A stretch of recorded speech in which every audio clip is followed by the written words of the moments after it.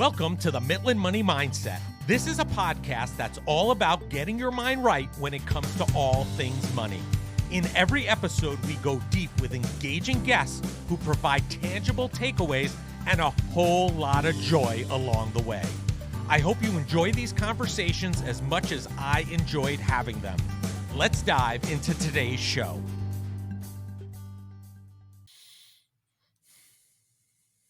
Well, I have the pleasure today of being with EJ Snyder, extreme survivalist, adventurer, and most importantly, and greatly appreciated by us, 25-year Army combat vet. Welcome to the show, EJ. Hey, thanks for having me. Really appreciate it. And serving's my honor to have done. I did it. I went in the Army when I was 19 years old, tried to figure out what it was going to be when I grew up. You know, for me, I had aspirations of being on TV. Mom thought it was a bad idea. So I went in the Army, always wanted to serve, and did 25 years proudly and would do it all over again for you guys. Amazing. Well, thank you. And I know that I speak on behalf of our listeners. They appreciate it as well. So, I want to spend a lot of time today on your adventure, your extreme survivalist, but what led you up to kind of doing all this crazy stuff? Well, crazy to me, but probably very enjoyable to you. But what was the path to kind of getting involved with that type of events in your life? Well, early on in my early ages as a kid, my dad and mom divorced rather young. So when we saw my dad on the weekends, me and my kid brother, he'd take us out fishing and hunting. We were always outside, camping, canoeing, and I fell in love with outdoors big time. And so when I was around my dad, I went into scouting to try and get back outside and be around as much as I could. And me and my kid brother, we were just outside all the time trying to, just understand nature, playing with wildlife that we probably shouldn't have been messing with. And then I went in the Army and I was an infantryman, was a ranger, and I really loved being outside and learning those things. But while I was in ranger school, I got exposed to my first real formal survival skills, so to speak. And I absolutely wanted to know more about it.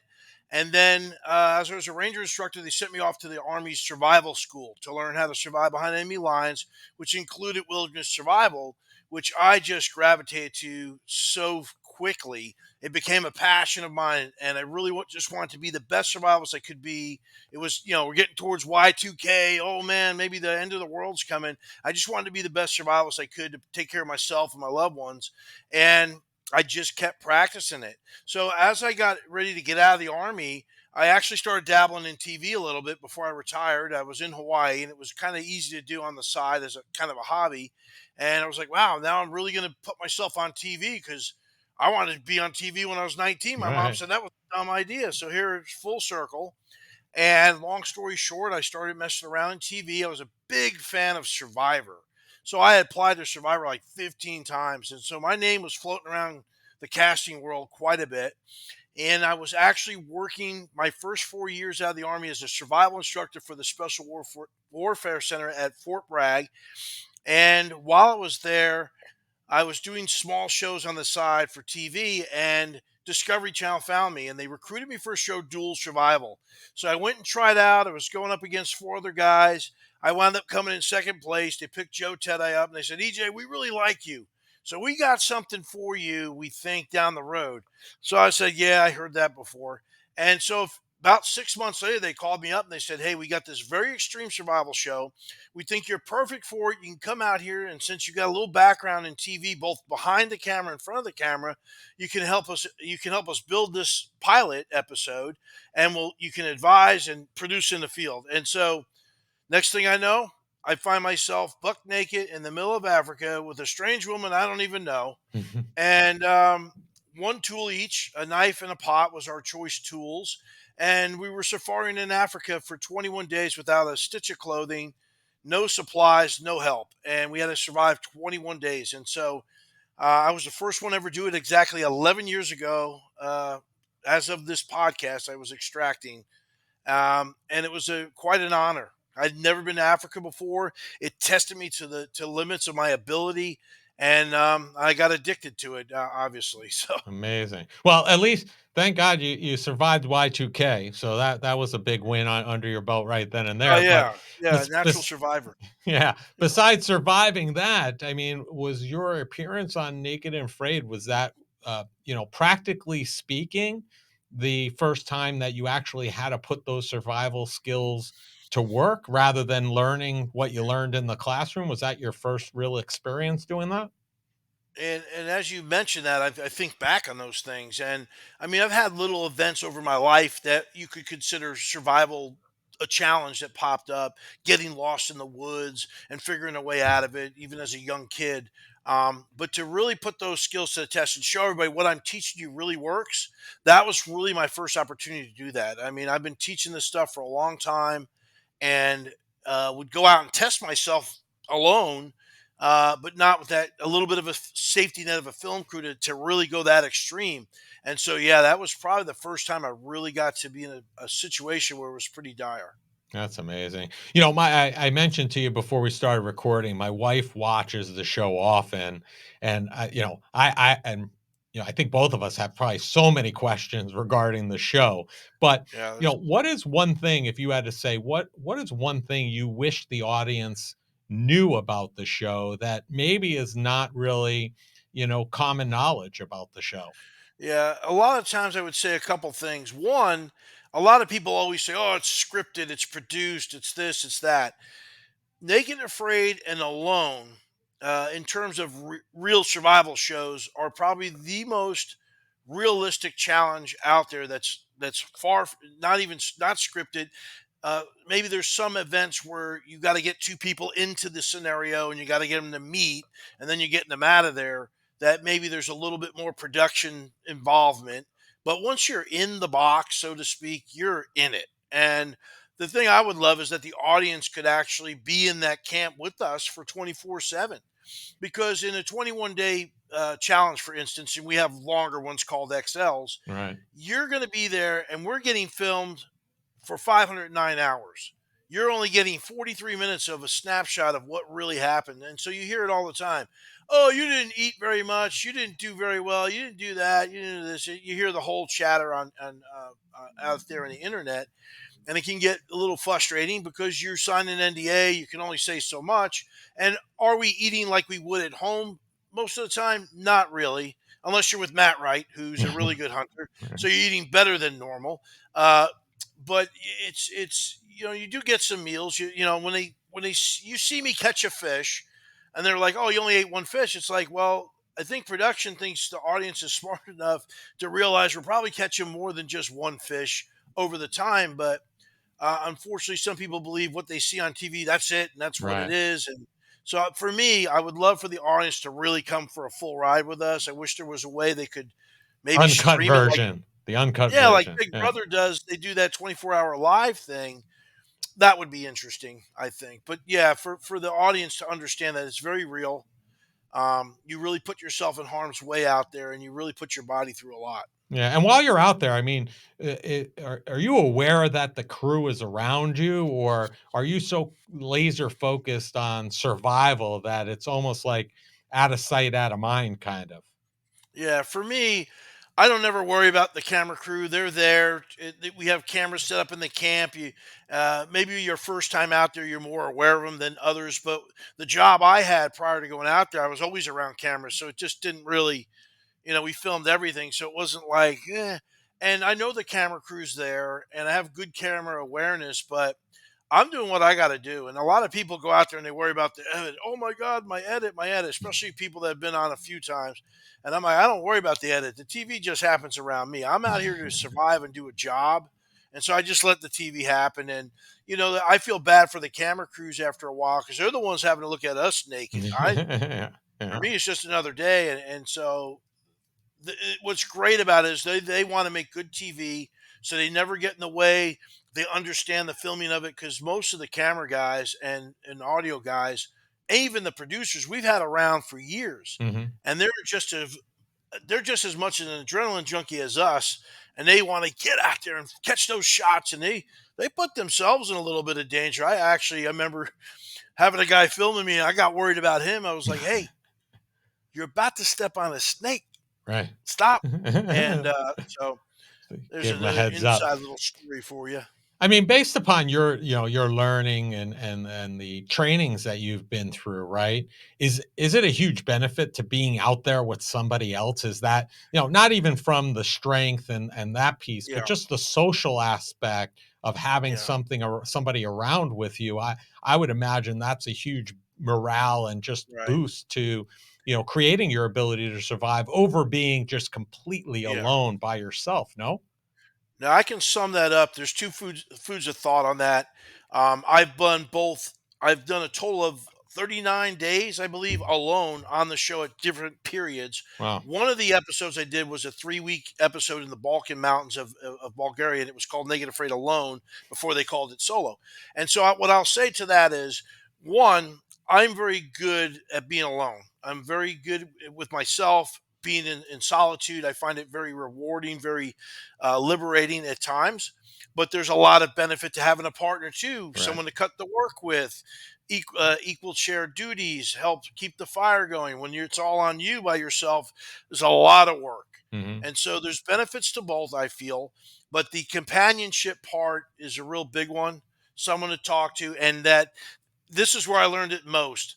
At the end of my alone episode, they're like, how did it feel being alone and being out there by yourself?" I was like, "Yeah, it was no big deal. I mean, I did my thing. I was entertaining myself." And then they came in, they're like, "Well, you did a great job. Congratulations. We'll leave you with your food." And they closed my room door. And when that door shut, it was so loud and ringing in my ears. It was the most alone I felt the entire 21 days I've been out there, because Right. now on other challenges, I had someone else that understood the suffering we went through, someone I could share that with, and share in the pain and the joy and have that memory together.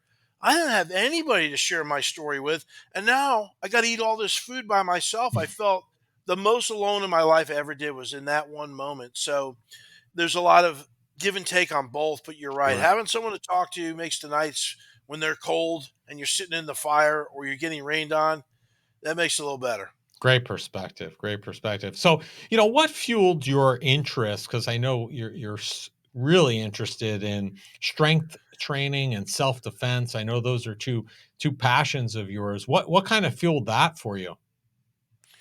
And that thing was actually childhood bullying and getting picked last for sports, and then you get made fun of. So we were very poor. My mother was working like three jobs to keep me and my kid brother just in the house and fed. So I'd wind up with patches on my pants. And you go to school in the third grade or fourth grade with patches, man, that's not good. Right. And I was very awkward as a kid. So sports like swinging a bat and that kind of stuff wasn't very easy for me. So I would get picked last, and that never felt good. And then I had some kids actually targeted me, and it wasn't just one bully; it was like six of them in a group. And so I didn't like that. I didn't have the self confidence to stand up for myself. And so one thing I did really well was I was very fast, very super fast. So I used my legs to get better at certain sports so I wouldn't get picked last, like soccer and kickball. And then I caveated that into learning every sport on the planet, not to be excellent at any of them, but just to be good enough not to get picked last. And I became a very good athlete. And then I noticed I was becoming more muscular and stronger, and then I learned wrestling in school, and that was really starting to build some confidence in me. And I went and learned boxing from my stepdad. I started learning how to box, and then my friends would come back after going to taekwondo, or they'd take aikido or jujitsu or judo, and I didn't have money to pay for that stuff. I'd tell them, "Hey, teach me what you learned today," and I would learn that skill and wrestle with them. And so I kept learning these different combative things, and I really got some self confidence in me. And then I went to my mom. I'm like, "Mom, for 7 months I've been getting picked on here by these kids, and this girl's actually physically assaulting me in the school bus." And she's like, "Look, no one should hit you. If somebody touches you first, you have the right to defend yourself, and I will support you no matter what the consequences."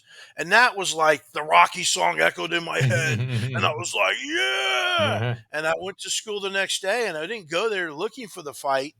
But when the fight came, I was ready. And I don't condone, fighting, violence. Use your mouth, use your words. But and so I can say in my life, outside of the ring and combat, I haven't thrown any first punches, but I've thrown a lot of last punches. And Right. so understanding how to stand up for myself and defend myself, all that stopped because they saw a lion emerge, and nobody wants to mess with a lion. And Right. so that really carried on into my later years, took it into the military. It became a sport I loved, and I became an amazing athlete and combatant. Yeah, it's a shame with bullying. I mean, years ago, like when you were going through it, it happened a lot of times face to face. Now it happens Yeah. through social media and the internet, which is even worse because everybody's a tough guy or tough Oh gal or yeah. tough person, behind a keyboard when nobody knows who they are. But good. It's sad these days, and I can only imagine what I'm glad my kids got out of high school before social media really got crazy, because I can't imagine what the kids got to go through these days with social media. And then I even get it, even now at Mhm. 6'3", Oh yeah, 250 pounds.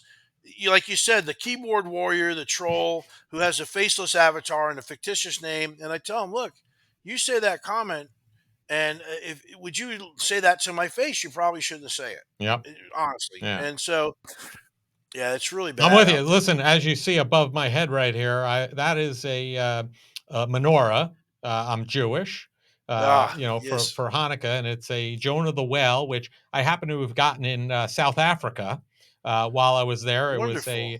It was a souvenir I got, and somebody saw me on a media appearance on a news channel with that over my head, and they started writing some not so nice comments on Twitter. Oh, But again, I said, hey, why don't you come pay us a visit? I'd be happy to talk to you about this. But these keyboard yeah, warriors, as you say, yeah, yeah. they're tough behind the keyboard, but not face to face. Oh, So out good for in you. fights all the time, like you say.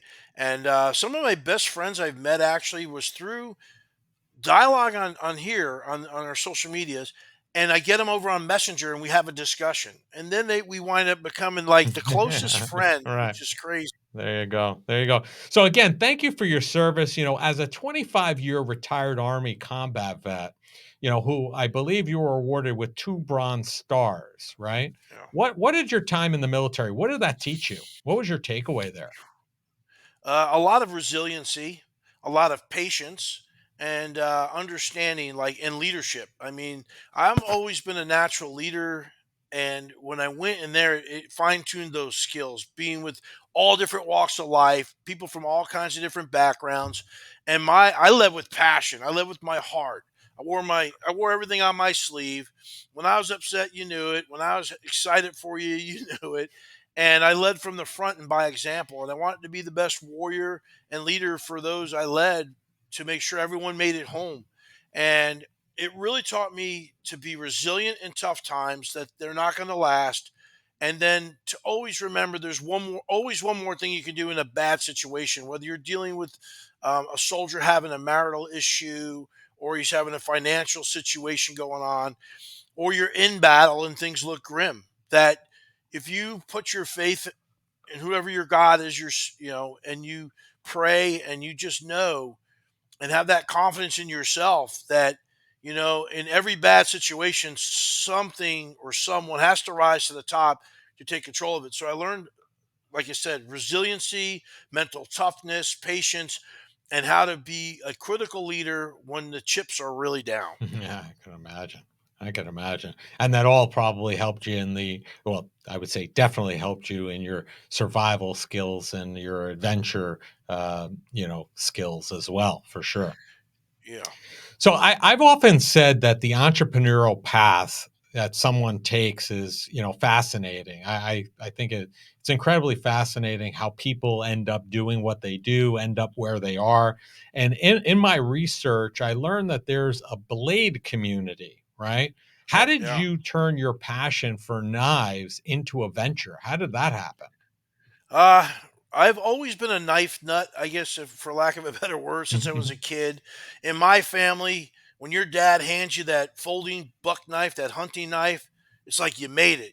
All right, you're one of the boys. You're a man now, and I still have that knife to this day, even with the tip broken off of it. And I've always kept that knife for that symbolism of, I just loved knives. I found them a very useful tool. I used them throughout hunting in my life, my outdoors, in the military. So when I was in Africa, my knife broke and I was like, this is no good. I was beating this knife if it's on me outside the specs, but if I'm in a survival situation, I can't have my knife breaking. Right. And so I went on this quest. I'm going to find the one tool option. The unicorn, they say, doesn't exist. A one tool option for every situation that I would be in a survival situation if I'm in combat to fight with.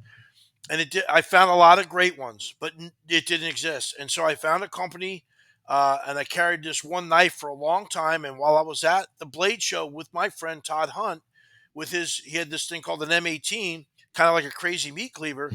Uh, he was a Christian man. He wasn't into really. He didn't want to see his tools used towards violence. Mhm. But I was like, dude, some days you have to stand up against evil, and you have to have the tool.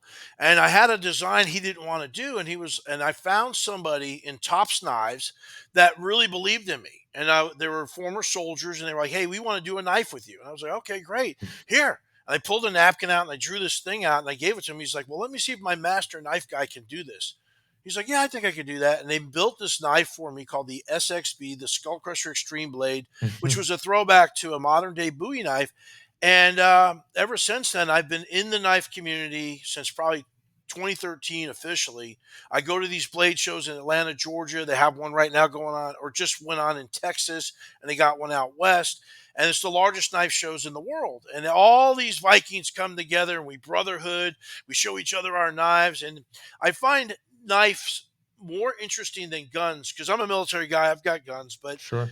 a lot of my buddies they're gun guys. They love guns. And I'm like, I find knives more interesting because there's an art to making them, an art to using them. And so I tested knives for Blade magazine and Knives magazine for years. Did them on my YouTube channel, and I just found knives so fascinating. That's where my passion for knives came in. I've designed three knives now, two with Wow. tops, one with Stroop knives, and they're all great. The Mountain Predator I designed with Stroop knives. It's a crazy looking Bowie knife, but the knives it was a love and a passion. And I love that community, and so Yeah. It seems like that's I'm a slightly yeah It seems like a lot of the things you do come out of a lot of those personal passions that you had as a kid, and you've just yeah. kinda as you've aged, you've taken them to a new level and greater heights as a result, Wait do you of see that my passion. pickle company we're working on? Pickle company, alright. Was that your main food that you liked when a kid as a kid, or As a snack and a kid, you growing up in Jersey, you go to the deli, you stick your hand in there, you get the Yeah. big pickle out, and probably couldn't do it these days, but those dill pickles from the deli fascinated me. And I had an Air Force buddy, and we used to talk about pickles. Hey, what'd you try? Oh, I tried this one. And he had his grandmother's secret recipe that he used to talk about, and he wrestled that recipe that was on a napkin. Here we go, napkin again, in a under lock and key, and he got it from me. He made this pickles for me. He says, "Dude, we can sell these. These are so good." And we developed a business plan. We're just waiting on funding now. We got to find some funders, but we have a Freedom Pickles, and we're ready to go. We have a Nice. great marketing campaign, but this pickle is literally the best on the planet against every other pickle I've ever tasted. And so that's just one of about nine businesses I'm getting ready to launch this year. So you Alright. talk about entrepreneur. Uh, We'll be keeping our eyes out for this one for sure. So, I wanted to ask you about this because I think that this is something that entrepreneurs have to deal with or think about all the time, right? You had your website hacked a few months ago, right? oh And gosh, I can tell you, for listeners who can't see and are just listening and shaking his head, it's a big distraction. It's a big issue. painful. It's painful. What advice do you have for other entrepreneurs to either prevent or kind of put themselves in a position so they don't have to, endure that kind of pain that you went Yeah. through? Invest the right money into the right people. It's about the money. I started off with a Wix website that I was doing myself, pecking away, and I built it. Then I had a fan who was a huge fan who was a webmaster. He said, I can help you out. I want to do it so I can have your name as a resume bullet and help you out. And I moved to that guy. And as I was growing, I was getting more and more notoriety and haters and everything else, I finally paid for a good website. I wanted to expand my brand, wanted to start selling gear off my website. My other guy, he just couldn't handle it, and we moved to a new website. Then I went on a TV show, did a news piece with on Fox News, and it came out of the woodwork, and they just came after me, and they just flagged me as this guy who they had to come after, who's this survival army guy. He's got to be, no good. We're gonna take him down. And this was the second time I've been hacked. But I would tell you, invest in a good server and good security software. Uh, be suspect about everything. Every email that comes in, everyone that sends you a message on social media, they don't all have the best of intentions. Right. So do your due diligence. There's a lot of scammers out there right now doing these podcast scams. So they try to get you, and we're going to pay for you to come be a guest. And I'm representing Robbie Madison podcast, and Yeah. so come on in here, and we'll get you on the show and see what we're talking about here. And and they'll scam people to share their screens with them on a Zoom call, and then next thing you know, they're off screen somebody and they're stealing your stuff, Oh and my they God. sell it. I had my social medias hacked 6 months later after the website attack, and they went in there and snatched it up. I found the guy, and he was openly on his own Facebook page, had hundreds of Facebook accounts he was selling, and he had it listed on a page where these guys sell these things, trying to sell my page. Oh And my gosh. oh my gosh, the unruliness! Let me tell you, entrepreneurs out there, you future folks, don't count on the social media platforms of Meta, even X. Instagram's owned by Meta as well, so Facebook and Instagram, TikTok, they're owned by the Chinese. They're not going to help you. They they they allow criminals to openly operate on their platform, and they go after good law-abiding people that are just hardworking, trying to make a living. And it Yeah, really, it's you a got to do it. And one last point, it will flatline you. I was making money off my social medias, and all my e-commerce got shut down off my website when these two things happened.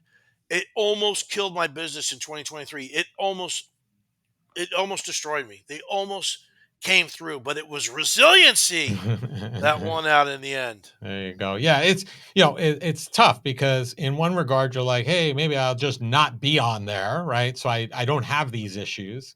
But I Right. don't know that that's the answer because there's so much value that you could be giving the world. So you have to be on there because you can't just Yeah. not be on there. So you just You have to be can't let evil win. yeah, you have to be super vigilant from, in all regards to kind of keep them in bay. So I got to ask you, where do you get all this energy from? You're trying to launch all these businesses, you go on these shows. Where's it all come from?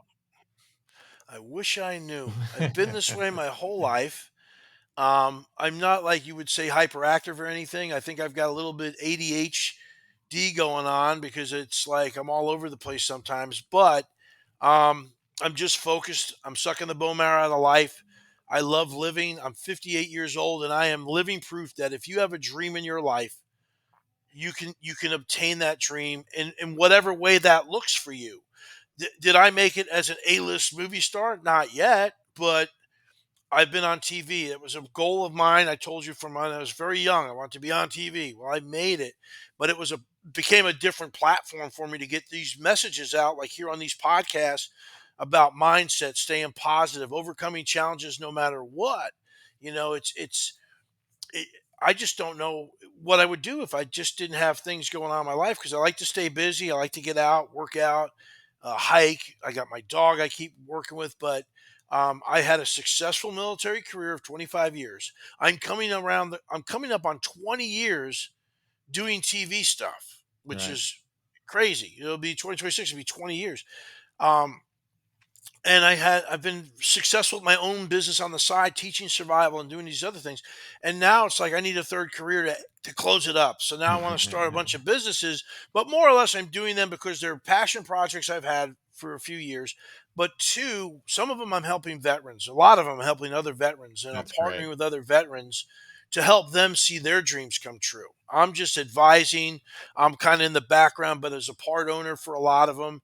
I'm just trying to find the money to make all this stuff happen, and I've got them all in front of different people. But that's my new career for my kids. I want to leave a legacy for my kids to take over and do what they want with these companies and hopefully keep them going. But that's where this is at. And if I could bottle this up in a little bottle, man, woo, There you go. we'd all be wealthy because Maybe it's you put it in the pickle juice, and then you just got to eat the pickles all day. You're good to go. I might So have to. I don't so know. I so just can't EJ, answer that question yeah. other than embrace life and live it to the fullest because that's why you're here. Yeah, it sounds like you are, and I think that's a great message to leave people off with. So I'm really interested to hear this because we are the Midland Money Mindset, and we're all about joy on our show. We're all about joy, and you could hear the joy in what you're doing every day coming out in your voice. So the question we ask each of our guests, the final question is, what did you do today that brought you joy and put you in the right mindset for success? I start every day. There was a little wise man said several things, but the one thing that stuck to me was he said, "Go to bed with the birds and wake up with the birds, and you'll be way more successful because you're getting good rest." And the animals, they know.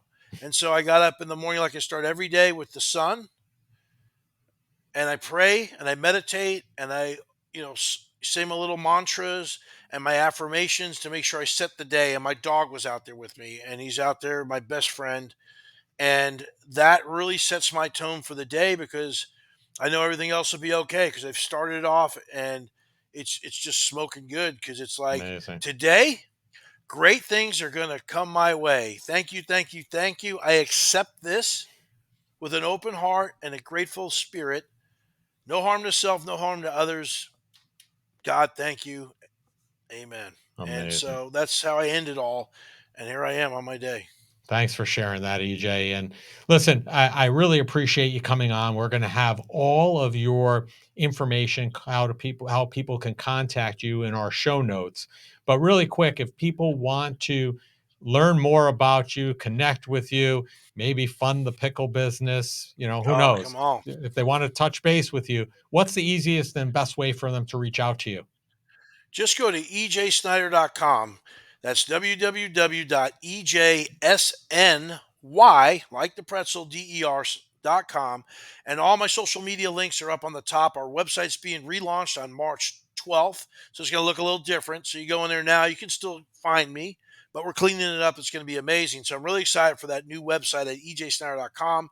All my social media links, most of them, Twitter, which is now X, Instagram, and TikTok, you can go to at EJ Snyder 333 and find me there. And for YouTube, or excuse me, Facebook, it's EJ Snyder, blue check, 218,000 followers.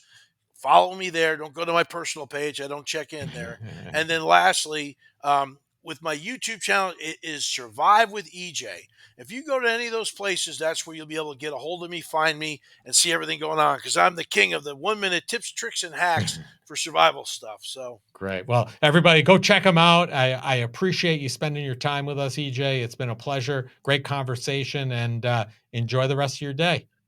and tune in to Naked Afraid for new episodes and look to see, you might see this guy again soon for his seventh challenge. Yeah. There you go.